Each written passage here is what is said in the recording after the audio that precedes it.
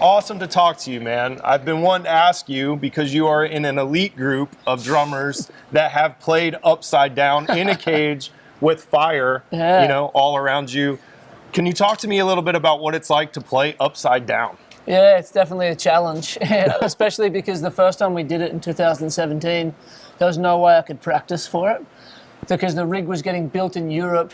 I was in Australia preparing for the tour, and I had to buy some moon boots, they're called, that I could hang on my chin-up bar at home and just get used to having the blood rushing to my head, but I couldn't actually play until we got there 3 days before the tour started. And then I wrote this drum solo that took me a month to write, and then when I was upside down, I couldn't play it because it was obviously so much more challenging.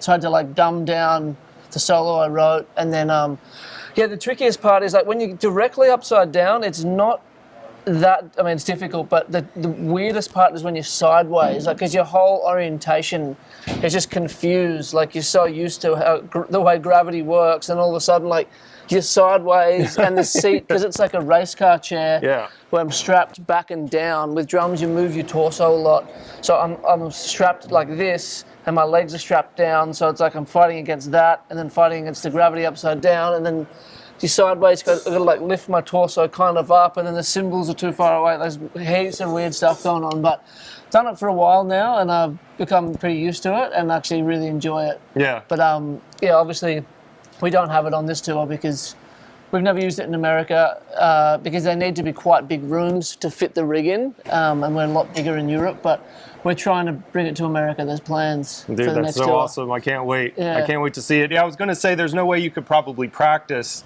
that because how do you set it up so you have 3 days to get ready. What I found interesting was that you weren't just playing a solo and kind of whatever where you were kind of on your own. You played a song, so you still had responsibility to hit parts and keep the song going. What was that like? Yeah, man, it's actually crazy. Like I said, there's been a few moments where I've been playing upside down. There's pyros going off. There's 80,000 people out the front. I'm upside down and seeing the crowd up, opposite way up, and I've just had these moments going, how the hell did this happen? This is a weird view, but that not many people in the world has ever seen. So it's you really got to keep your calm and keep your nerve. And there was testing moments. The first time we did it, I had moments where it was too much because I'd never done a drum solo before my whole career. Obviously drums are super important in the live environment, but I'd never been right in the limelight that much, and now, so it was the first time we had this rig, so we said you should do a drum solo for the first time, but you're going to do it upside down, on fire. So it was the first time I had a solo moment. It was this, from 0 to 100, and it was full on, but that was in 2017, and I had some ups and downs, but now, like I said, I've gotten used to it and just have some fun with it. That's really the big thing, that the mentality we have in our band in general is we're playing music. It's not that serious. It's only rock and roll, man. Yeah, exactly. Yeah. Well, I was going to say there are a few that have played upside down, but what I found interesting about yours is that it's completely 360. Some dudes tilt and kind of go sideways, but you're a complete circle, so that was really impressive, and you pulled it off.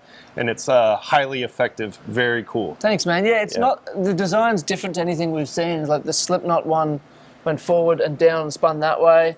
Then Motley Crue, he's done all sorts of stuff. Roller coasters and everything. Yeah, the idea actually came from when we did a music video for a song called Crushed, and we had this room made up because the idea was to make gravity seem twisted. So the room spun, but the camera stayed, so it looked like all of a sudden gravity's getting sucked different directions. So we made this room, and then we were in it going, this would be really cool to use live, and then we just adapted that for live. So that's so awesome. Yeah, but it's funny thing is, the internet people these days, we did it, there's probably like you said, 3 other drummers in the world who've ever done it, and 80% of the comments when we first did it was copying Slipknot, copying Motley Crue. Come on, man. Yeah. But anyway. Whatever. Awesome. Well, we can't wait for you to bring it to America, and it will be exciting for the fans. But let's get into what